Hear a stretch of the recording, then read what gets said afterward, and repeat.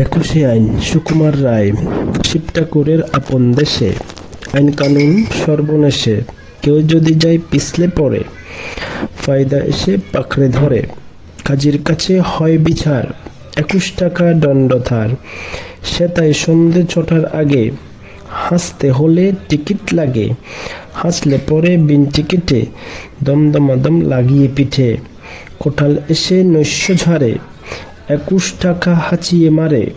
কারুর যদি দাঁতটি নড়ে, 4টি টাকা মাশুল ধরে। কারুর যদি গোপ গজায়, 21 আনা ট্যাক্স ছাই।